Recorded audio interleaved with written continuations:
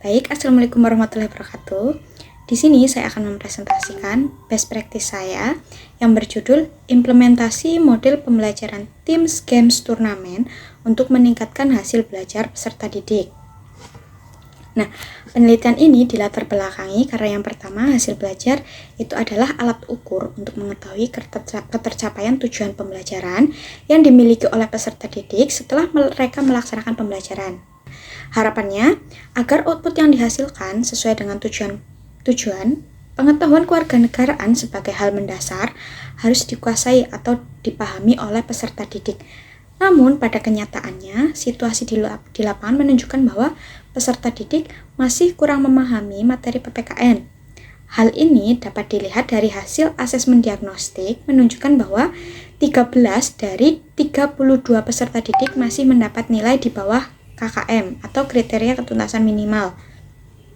Nah, solusi atas permasalahan tersebut yaitu adanya pembelajaran kooperatif. Nah, pembelajaran kooperatif tersebut dapat digunakan karena pembelajaran kooperatif itu merupakan pembelajaran yang menggunakan kelompok kecil yang heterogen.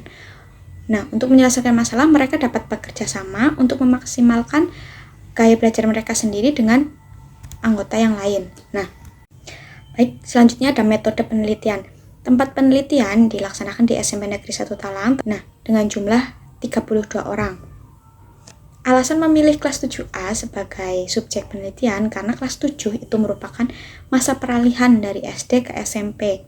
Sehingga pada masa tersebut banyak muncul permasalahan yang mempengaruhi kegiatan pembelajaran. Nah, permasalahan tersebut diantara lain ada motivasi belajar peserta didik yang rendah, fokus mereka yang cenderung lebih ke bermain atau bercanda dengan teman sebangkunya. Untuk prosedur penelitiannya sendiri, itu melalui beberapa tahapan. Yang pertama, identifikasi masalah. Identifikasi masalahnya saya lakukan dengan cara mengambil asesmen diagnostik dan melaksanakan observasi. Kemudian, yang kedua, merancang pembelajaran. Itu berupa modul ajar, media pembelajaran, dan lain sebagainya. Kemudian ada pelaksanaan pembelajaran, asesmen itu berupa pelaksanaan post-test, dan evaluasi. Nah, data instrumen. Selanjutnya data instrumen itu diperoleh menggunakan data kuantitatif, yaitu perbandingan antara hasil pretest atau asesmen diagnostik dengan hasil post-test setelah melaksanakan kegiatan Teams Games Turnamen ini. Nah, instrumen penilaian yang digunakan berupa soal esai dan pilihan ganda. Nah, hasil penelitian, model pembelajaran kooperatif itu ada berbagai macam. Namun di sini saya menggunakan model Teams Games Turnamen. Nah, sintaks Teams Games Turnamen itu terdapat 4. Yang pertama, tahap menyampaikan informasi atau presentasi klasikal. Di sini saya sebagai guru menyampaikan informasi dengan menjelaskan materi secara garis besar dan menggunakan PowerPoint serta video dan gambar.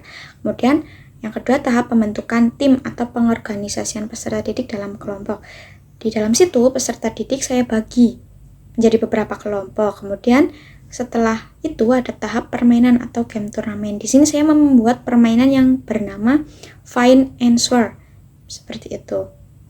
Nah, setelah itu tahap pemberian penghargaan kelompok. Di sini setelah peserta didik melaksanakan permainan, itu akan dipilih peserta didik atau kelompok yang secara paling cepat menyelesaikan kuis tersebut dengan ketepatan jawaban mereka. Jadi peserta didik yang paling cepat menjawab dan tepat menjawabnya ke seluruh soal itu keluar menjadi pemenang, seperti itu. Kemudian, berdasarkan kegiatan tersebut, hasil penelitiannya menunjukkan bahwa terdapat kenaikan antara nilai hasil pretest dan hasil posttest. Nah, dari kenaikan tersebut dapat disimpulkan bahwa pembelajaran TGT ternyata dapat meningkatkan hasil belajar peserta didik. Nah, kemajuannya yaitu dari sebelumnya 13 peserta didik yang memiliki nilai di bawah KKM, sekarang hanya tersisa 4 peserta didik saja yang memiliki nilai di bawah KKM. Banyak atas dapat disimpulkan bahwa penerapan model pembelajaran kooperatif tipe TGT dapat meningkatkan hasil belajar peserta didik pada mata pelajaran pendidikan Pancasila. Nah, saran yang dapat saya sampaikan berdasarkan temuan di atas, hendaknya guru dapat menerapkan pembelajaran yang menarik bagi peserta didik untuk membangun motivasi belajar dan minat belajar peserta didik agar hasil belajar yang diterapkan juga sesuai. Mungkin begitu. Terima kasih atas waktu dan kesempatannya. Sekian dan terima kasih. Assalamualaikum warahmatullahi wabarakatuh.